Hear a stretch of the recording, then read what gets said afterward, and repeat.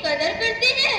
अगर माँ के पैरों की जगह बेगम के पैरों के नीचे जन्नत होती तो हम यकीनन जन्नती होते।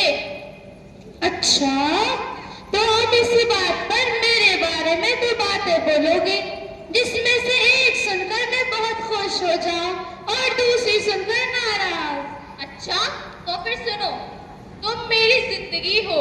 अरे आओ बीना। और दूसरी बात तो सुनो। वो क्या? अरे लानत है ऐसी जिंदगी पर। अरे बाप रे, हड्डी टूट गई। तुमने मुझे मजाक में मारी या गुस्से में? गुस्से में।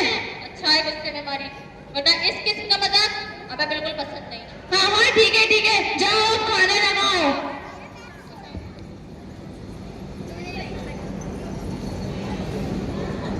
कहाँ रह गई? क्या मुझे भी भूखा मारोगे? जी बेगम, ला रहा हूँ। अजी सुनो। हाँ बोलो। मेरे बारे में एक शेर बोलो ना। हाँ जरूर जरूर।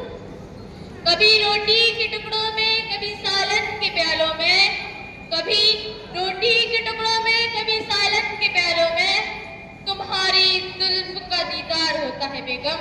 और एक के बारे में कैसा लगा मेरा मजाक? अरे अरे बेटा क्या हुआ? हम शेर का शिकार करने गए थे। तो क्या हुआ? आप कर क्यों आ गए? डर गए क्या शेर से? अरे नहीं, वो सारा कुत्ता भौंक रहा था। वाह वाह, माशाल्लाह माशाल्लाह। देखा आप सब लोगों ने, कितना बहादुर बेटा है मेरा। शेर का शिकार करने गया था, वो अलग बात है जो कुत्ते से डर गया। अरे मेरा बेटा मेरी तरह दिलेर है, दिलेर। नहीं अम्मी, मैं तो अब्बा की तरह दिलेर बनूंगा।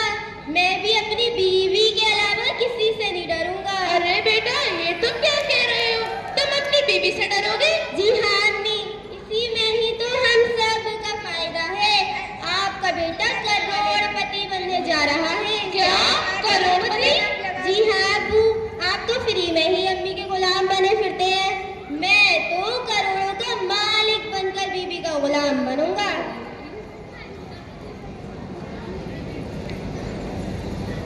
पेपर में एक ऐड आई है कि करोड़पति बाप की इकलौती बेटी के लिए ऐसे रिश्ते की जरूरत है जो अपनी बीवी के इशारों पर नाचने वाला हो, अपनी बीवी के रिश्तेदारों की इज्जत करने वाला हो और अपने रिश्तेदारों से ना ताल्लुक रखने वाला हो, बेहतरीन कुकिंग करने वाला हो। क्योंकि हमारी बेटी को नौकरों के हाथ का खाना पसंद नहीं है और हमारी बेटी को BMW कार के लिए ड्राइवर भी पसंद नहीं है।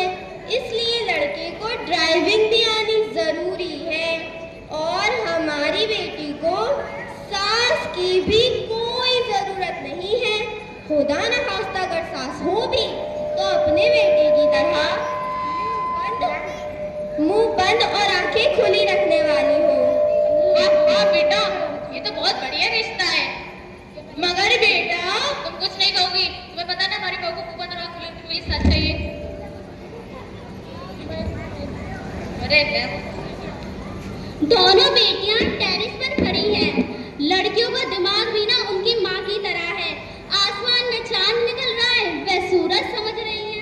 वो देखो, सूरज कितना लाल हो गया है, बिल्कुल चांद नजर आ रहा है। मैं नहीं मानता। हाँ सही कहा, पूरा चांद ही नजर आ रहा है। क्या छोटी बच्ची हो क्या? अरे बेवकूफो, सूरज तो कब का डूब गया, ये चांदी है। मैं अभी मगरिब की नमाज पढ़ के आ रहा हूँ। नहीं अब्बू, ये सूरज ही है। अरे बोलने ना खान है। अरे किस बात की बहस हो रही है यहाँ? अम्मी देखिए ना, ये सूरज है, पापा इसे चांद कह रहे हैं। हाँ ये तो सूरज ही है। अरे वही तो मैं कह रहा था, ये सूरज ही है, मगर ये लोग सुनते ही नहीं है। वहाँ तो बदल लिए, जज्बात बदल लिए, जिंदगी बदल ली। अरे नहीं, ये सूरज ही है। अब तो आप पलट रहे हैं अम्मी को देखकर। अरे नहीं, वाह क्या बेहतरीन सूरज है। वहाँ क्या सीन है। चलो अब नीचे चलते हैं।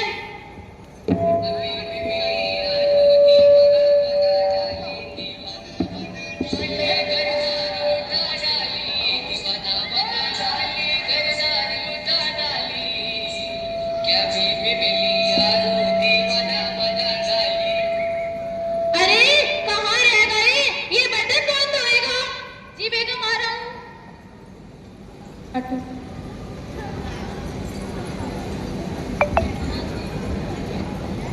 लगा दी।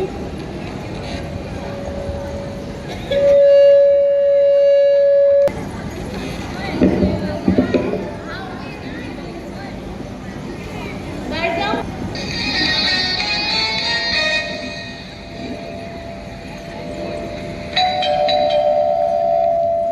जाओ, जाकर दरवाजा खोलो। जब देखो जब मोबाइल चाहिए रहता है।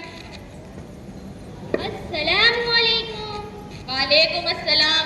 कैसे हो साले मेरे? कौन है? अम्मी, दीदी का काम वाला आया है। ओह सॉरी, भाईजान आए हैं। बहुत तेज हो रहे हो। अस्सलाम वालेकुम। वालेकुम अस्सलाम। कहिए, क्या हाल है? अरे अपनी मुसीबत मेरे सर डाल के कहती हो क्या हाल है? डिफेक्टिव पीस है, वापस ले लो। अरे ऐसे कैसे वापस ले लें? दिया हुआ माल वापस लिया जाता है क्या? अच्छा ये बताइए, आपके खाने के लिए कद्दू शरीफ मंगाऊं, बैगन शरीफ या आलू शरीफ? अरे इतनी मुकद्दस सब्जियां हम जैसे गुनहगारों को जेब नहीं देती। आप एक काम कीजिए, आप मेरे लिए एक बेगैरस्ता मुर्गा पका दीजिए। एक मुर्गा दूसरे मुर्गे को खाने की बात कर रहा है। खैर दामाद जी, आप सब छोड़िए। ये बताइए, अगर आपका अगला जन्म होता तो आप क्या बनना पसंद करते? जी छिपकली। क्या छिपकली? क्योंकि आपकी बेटी सबसे ज्यादा छिपकली से तो डरती है। अच्छा दामाद जी, तो आपने तो नहीं बताया कि आप दारू भी पीते हैं। अरे आपने भी तो नहीं बताया कि आपकी बेटी खून भी पीती है।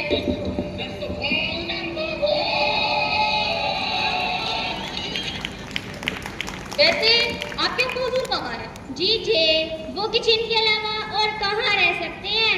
तो मैं उनके पास जाके कुछ रेसिपीज निकालता हूँ। वैसे भी तुम्हारी बहन को मेरे हाथ का खाना कुछ खास पसंद नहीं। अरे आप यहाँ बगैर बताए कैसे आ गए? सॉरी बेगम। घर के बर्तन कौन कर? सॉरी बेगम, सॉरी सॉरी सॉरी।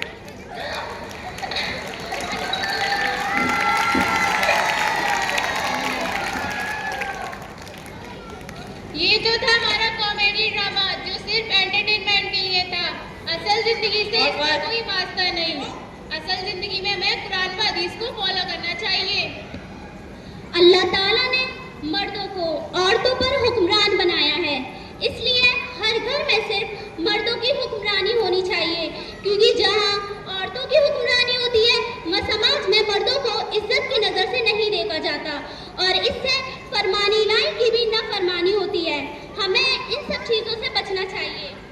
हम ये नहीं कहते कि मर्दों को औरतों पर जुल्म करना चाहिए, बल्कि ये कहते हैं कि दरमियानी रवैया इख्तियार करना चाहिए और औरतों को भी मर्दों की इज्जत करना चाहिए और उनके